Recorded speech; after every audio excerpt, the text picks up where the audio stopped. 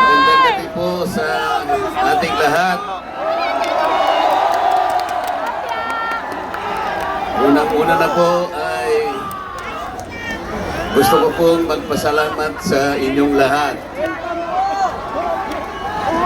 Kahapon pa po ay tinitingnan ko na kayo. Lalong-lalo na po yung nanggaling pa sa malalayong lugar.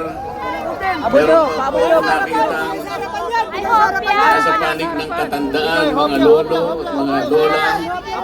Kahit na po ang lakas ng buhos ng ulan, walang tumitinag, walang umuuwi. Lalo na kung nagpapahayag po kayo ng ating pagkakaisa, ang ating hinahanap na katarungan, hinahanap nating katotohanan, transparency, at accountability. Salamat po sa lahat ng mga kapatid sa Iglesia ni Cristo.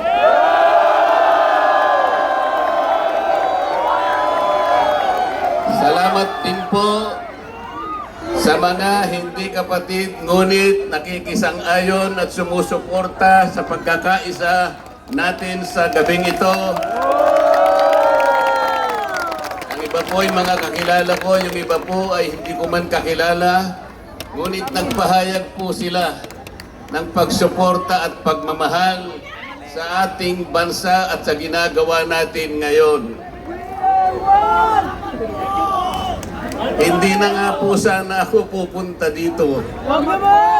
Kasi baka akalain po nung iba, ako pa po yung nag-i-instigate, hindi po. Ang palagi ko pong ginagawa, kagaya ng palagi kong sinasabi, ay kailangan maipakita natin kung ano ang tunay at tapat na paglilingkod ng isang public servant sa pamahalaan. Gusto ko pong gamitin ang aking sarili na isang mabuting halimbawa kung paano ang isang public official ay tumupad ng kanyang tungkulin dahil sa pinagtiwalaan ng mga tao para sila ay paglingkuran. Hindi ko po alam kung paano ko kayo pasasalamatan sa tuwing nababanggit ang aking pangalan na sinusuportahan po ninyo ang aking ginagawa para sa ating bansa.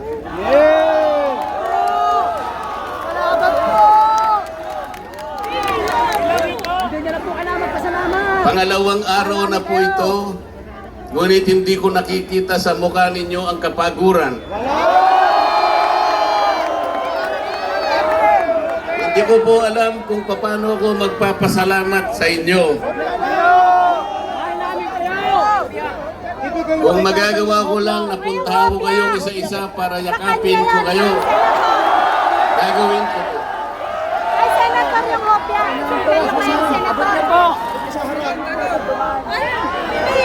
Naisip ko nga, magdadala na lang ako ng hopya.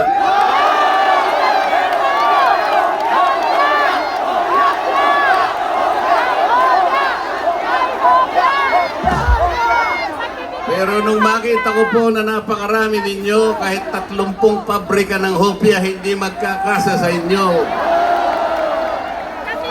Abot mo! Abot yung hapya!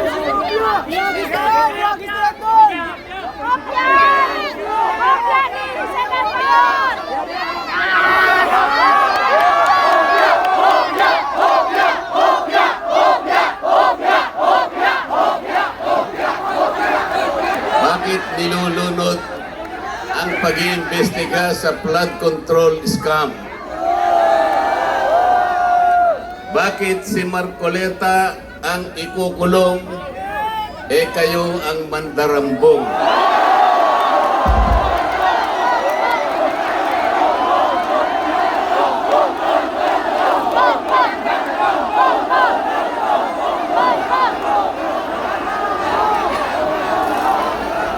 Meron po akong babasahin sa inyo. Alam nyo na po ito, pero kailangan pong alam ko uli sa inyo para maitatak po sa ating puso. Ang babasahin ko po sa inyo ay yung pambungad o yung preambulo ng ating saligang batas. Ito po ang kauna-unahan, ito ang pambungad, ito yung panimula. Kung tawagin natin sa English ay preamble. Ito po ang sama-samang isinulat ng bawat isang Pilipino noong ang ating saligang batas ay ating pinagtibay. Babasahin ko po. Kami, ang nakapangyayaring sambayanang Pilipino na humihingi ng tulong sa makapangyarihang Diyos upang bumuo ng isang makatarungan at makataong lipunan at magtatag ng isang pamahalaan nakakatawan sa aming mga mithiin at mga lunggatiin. Magtataguyod ng kabutihan sa bawat isa, mangangalaga at magpapaunlad ng aming kamanahan at titiyak para sa aming sarili at sa angkanang susunod ng mga biyaya ng kalayaan at demokrasya sa ilalim ng pananaig ng batas at ng pamahalaang puspos ng katotohanan, katarungan, kalayaan, pag-ibig, pagkakapantay-pantay at kapayapaan ay naglalagda at naghahayag ng konstitusyong ito. Mga kababayan, ito po ang batayan kung bakit nandito tayo ngayon. Nais nating ipaalala sa pamahalaan ang ating mga layunin, ang ating mga adhikain, ang ating mga pangarap para sa ating sarili at sa susunod na saling lahi, at ang ating pangarap sa ating pinakamamahal na bansa. Ito po ang aking paninindigan at alam ko ito ang ating pinagkaisang paninindigan ngayong gabi.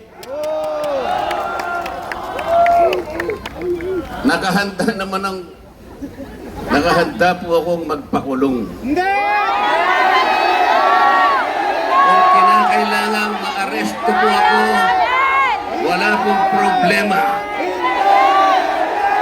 Kung ito po ang kabayarang hinihingi para ipagtanggol ko ang katarungan at ang pambansang kagalingan at ang interes ng mamamayang Pilipino.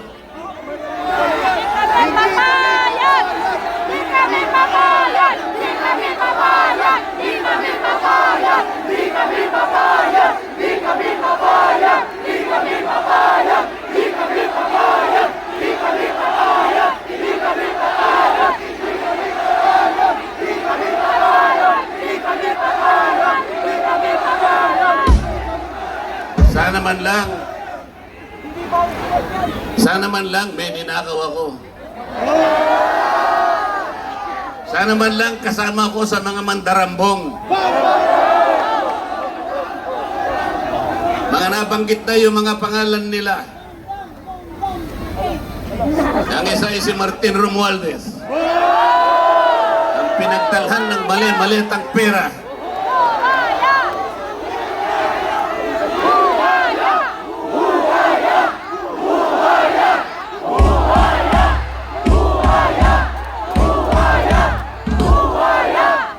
Ang ibinibintang nila sa akin ay salaping pantulong para sa kampanya para ako ay manalong isang senador. Mga kaibigan po na pribado at sarili lang pera ang kanilang itinulong sa akin, baka sakaling manalo nga po ako at nanalo nga po.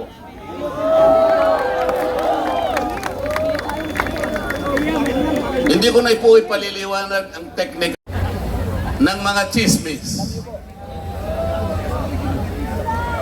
Ngunit walang ebidensya. Naglulubid ng naratibong pampolitika, ngunit walang binabanggit na elemento o sangkap sa mga krimen na kanilang gawa-gawa. Yun po ang nakapagbibigay po ng malaking kalapastanganan sa ilalim po ng mga batas na umiiral sa ating bansa.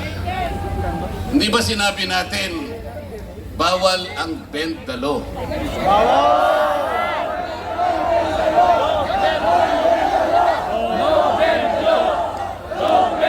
Ayun. Don't bend the law.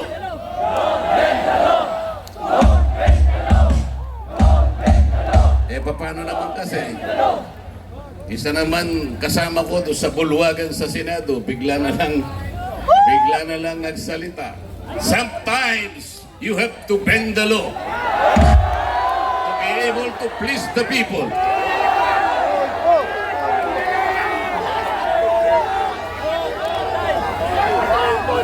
Sumagot naman yung kausap. Sumagot yung kausap.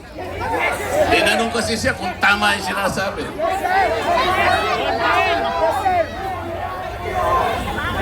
Ang sabi niya, yes sir.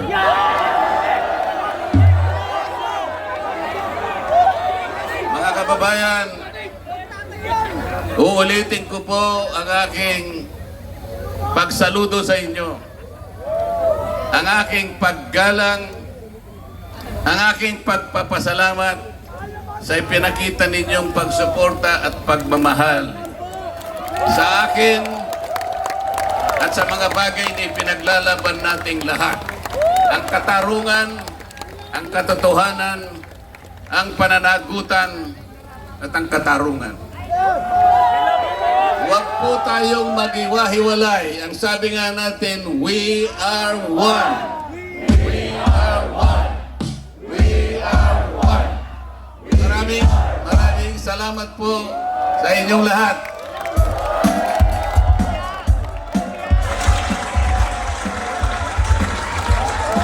Sampung palakpak para kay Senator Marcoleta. Dagdagan pa natin because we are one.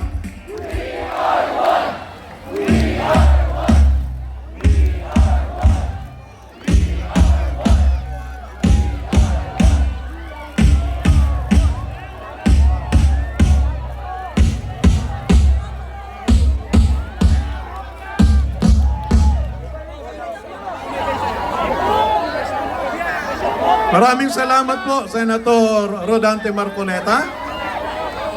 Mga kababayan, abangan natin maya-maya ang mensahe ng kapatid na Arnel Tumanan. Pero bago po yon,